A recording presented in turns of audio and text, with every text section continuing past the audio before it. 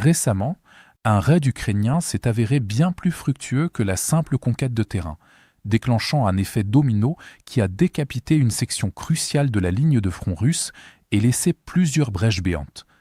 Tout a commencé lorsque des opérateurs ukrainiens ont attaqué et nettoyé un point fort russe dans la forêt du secteur de Liman.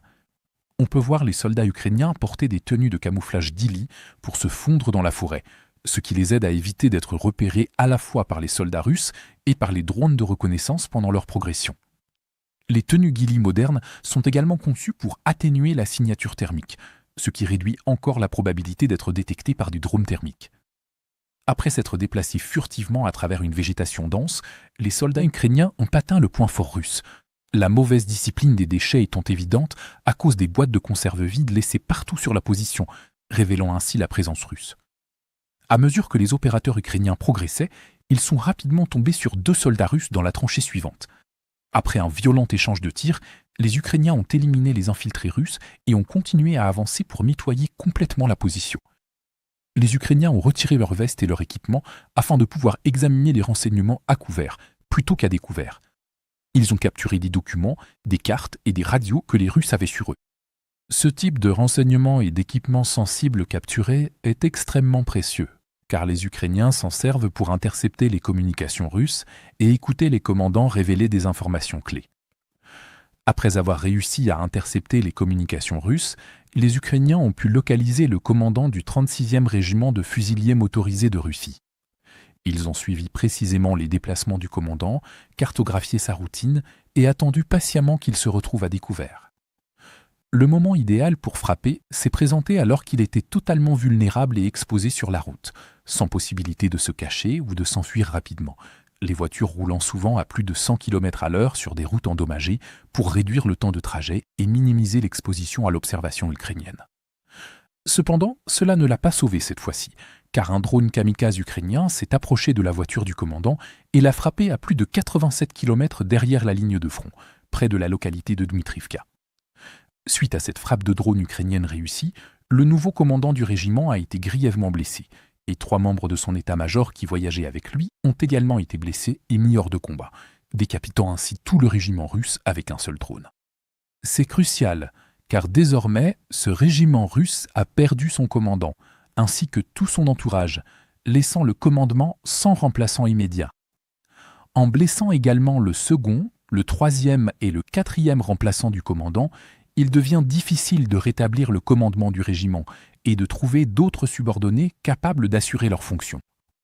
Cela est particulièrement préjudiciable, car le commandement russe reste très centralisé et les officiers subalternes disposent généralement d'une liberté limitée pour prendre des décisions sans l'approbation du quartier général, ce qui paralyse effectivement l'ensemble du régiment.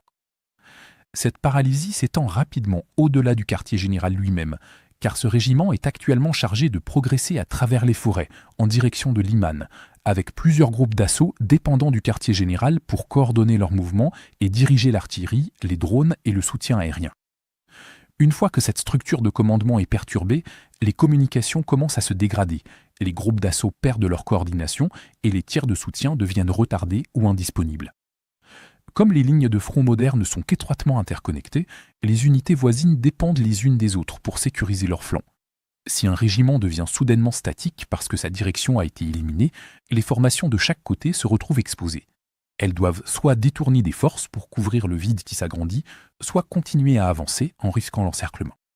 Cela crée exactement l'opportunité que recherche l'Ukraine, car désormais, les forces ukrainiennes peuvent exploiter ces points faibles, manœuvrer à travers les brèches qui se forment, déborder les unités russes voisines et menacer leur arrière. De cette manière, l'élimination d'un seul commandant de régiment peut déclencher une réaction en chaîne sur tout le secteur, perturber l'offensive russe et potentiellement réduire à néant des mois de progrès durement acquis, ou du moins retarder considérablement leurs efforts. Globalement, cette opération montre que l'Ukraine cible de plus en plus la capacité de décision de l'armée russe plutôt que ses seules positions de première ligne. En combinant le renseignement recueilli lors d'un petit raid d'infanterie avec des frappes de drones de précision, les forces ukrainiennes peuvent paralyser des formations entières à un coût minimal. La perte du groupe de commandement d'un régiment va semer la confusion, ralentir les réactions et perturber la coordination de milliers de soldats. La stratégie de l'Ukraine est d'exploiter immédiatement ce chaos en lançant des attaques de suivi avant que de nouveaux commandants ne reprennent le contrôle, transformant ainsi des succès tactiques localisés en percées opérationnelles plus larges. Pour regarder les images de combats non censurées que nous avons utilisées dans ce reportage, consultez notre carte interactive d'actualité. Ici, nous ne sommes pas limités par les politiques de YouTube et nous pouvons enfin vous montrer la version complète et non coupée de ce qui s'est réellement passé. Mais ce qui est encore plus important, c'est que cette carte vous donnera accès à toutes nos analyses des événements majeurs, bien au-delà de ce que nous pouvons inclure dans nos courtes vidéos quotidiennes. Enfin, nous lançons officiellement la 2e génération de notre carte interactive. Ce que vous voyez à l'écran en ce moment est une version considérablement améliorée et bien plus puissante de la carte, avec encore plus de fonctionnalités avancées et d'outils d'analyse de l'actualité. Pour célébrer le lancement de la nouvelle carte, nous lançons également une promotion de 50% sur tous les abonnements. À partir de seulement 4,99 $, vous bénéficierez non seulement d'un accès premium à la carte, mais vous débloquerez aussi toutes nos mises à jour stratégiques exclusives, nos aperçus du front et nos vidéos de géopolitique stratégique. Alors, cliquez sur le lien dans la description pour devenir membre exclusif de notre communauté. Je remercie sincèrement tous ceux qui ont choisi de nous rejoindre. Votre soutien compte énormément pour nous.